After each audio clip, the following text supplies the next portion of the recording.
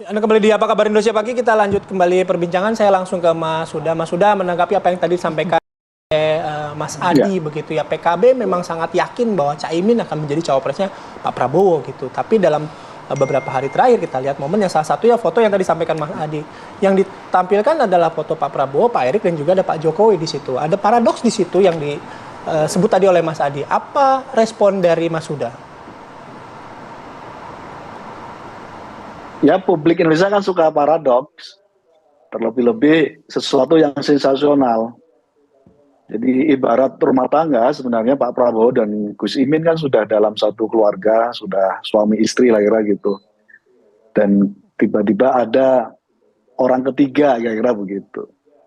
Jadi poinnya nggak baik jadi orang ketiga memang. Apalagi di tengah biduk keluarga yang sudah harmonis, sudah 11 bulan. Jadi sekali lagi, itu karena sensasi saja.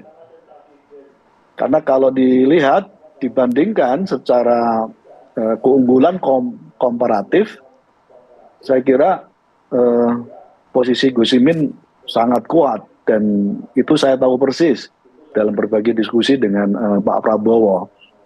Gus Imin merepresentasikan apa yang disampaikan oleh tadi Mas Adi, kekuatan Nahdien, Jawa Timur, Jawa Tengah.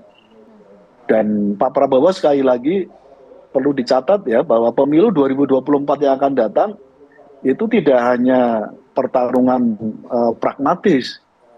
Pemilu 2024 juga ada pertarungan ideologis. Dan Pak Prabowo meyakini dan tahu persis suasana itu gitu. Nah, Pak Prabowo sangat membutuhkan kekuatan dan figur ideologis untuk memenangkan pertarungan Pilpres 2024. Dan itu sosoknya Gus Imin. Oke, itu ada Gus Imin. Tapi tadi Mas Huda, saya balik lagi. Soal ada Pak Prabowo dan Gus Imin begitu ya. Udah seperti ya dalam rumah tangga lagi harmonis gitu. Ada orang ketiga nih sekarang gitu. Nah, orang ketiga ini mau diapain sekarang sama PKB? Ya, yang biasa kan, goda-godaan orang ketiga kan biasa. Saya meyakini Pak Prabowo sebagai kesatria akan pegang teguh janji yang sudah disampaikan kepada kami keluarga besar PKB dan Gus Imin. Saya meyakini itu dan dalam berbagai kesempatan rekod Pak Prabowo termasuk terjaga betul.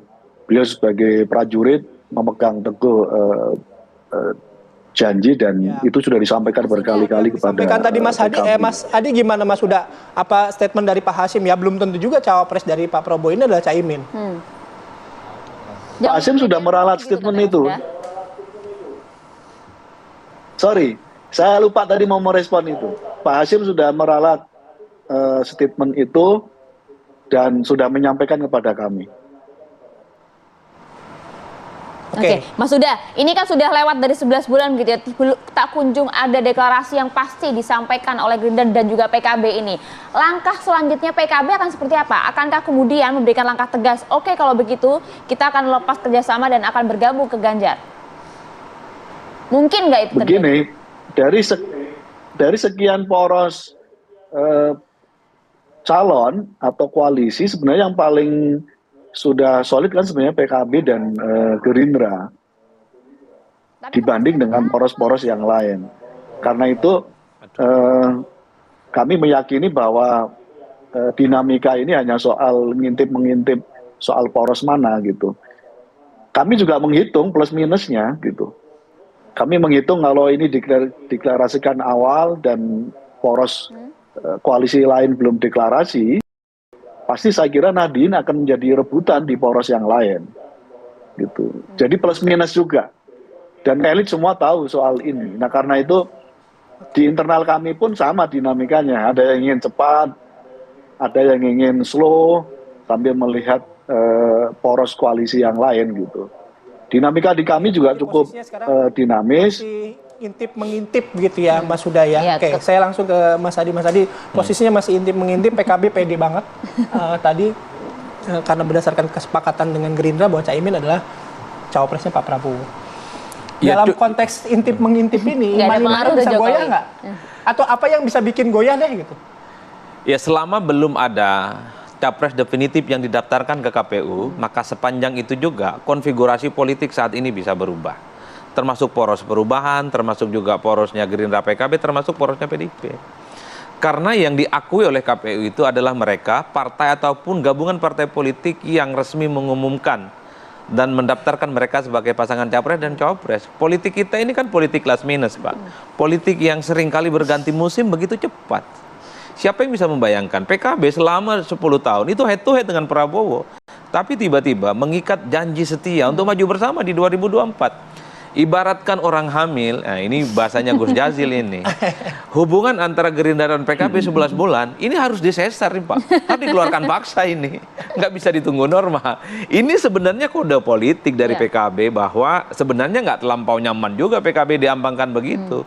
Apalagi pada saat yang bersamaan ada orang ketiga yang dikaitkan jauh lebih kuat posisinya untuk bisa berdampingan Prabowo. Inilah yang menurut saya bisa menjelaskan kenapa PKB membuka hati juga untuk berkomunikasi, silaturahmi dan sapari politik dengan Puan Maharani.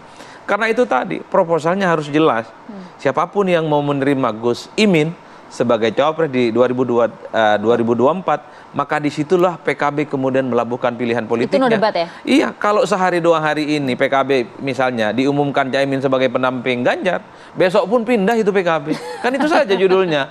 Jadi fakta integritas, kesamaan politik, kemudian kerjasama yang sudah 11 bulan, itu wassalam. Gitu. Wassalam, karena bukan hanya waktunya sesar. Iya, wassalam. Waktunya sesar ini.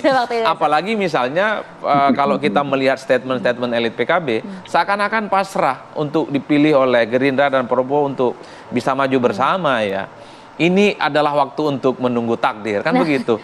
Kalau bagi kita yang melihat dari jauh, takdir nggak perlu ditunggu, tapi harus dijemput. Itu. Tapi itu kan dari segi PKB. Tapi kalau Mas Adi melihat, Pak Prabowo saat ini kan nampak yang santer disandingkan adalah Caimin dan juga Erick Thohir. Akankah kemudian nanti pilihannya jatuh pada hitungan-hitungan politik internal partai atau justru apa yang diinginkan oleh publik? Kalau kita membaca kalkulasi internal ini tentu sangat tergantung bagaimana kesepakatan politik Gerindra dan PKB. Kalau tidak salah bahwa persoalan cawapresnya Prabowo Subianto itu kan sangat tergantung bagaimana Gus Imin dan Prabowo. Itu fix dan clear, nggak bisa dibantah. Tapi kan ada faktor eksternal yang sebenarnya sampai saat ini juga publik tahu. Faktor Pak Jokowi. Apalagi kedua partai ini ketika bertemu bersama di kantor DPP PAN beberapa waktu yang lalu, kita semua adalah koalisi besar yang berada di bawah orkestrasi Jokowi. Berada satu tarikan nafas dengan Jokowi. Ini faktor yang paling menentukan apakah PKB akan terus bersama Prabowo ataukah pindah ke lain hati. Salah satunya hasil komunikasi, hasil bisik-bisik, dan hasil diskusi dengan Pak Jokowi. Nah, meskipun hingga saat ini masih diklaim tetap bersama dengan Gerindra dan masih cukup confidence. Kita tahu PKB itu punya independensi dalam konteks itu. Tapi kan hasil diskusi dengan Pak Jokowi akan menjadi variabel yang relatif dominan, mempengaruhi paling itu. tidak menentukan juga. Betul. Oke, kita sampai di sini. Terima kasih banyak Mas Adi. Mas Huda, matur suwun Mas Huda. Nanti kita tunggu kelanjutannya ya Mas ya. Akankah berlabuh di hati yang sama atau justru memilih orang ketiga?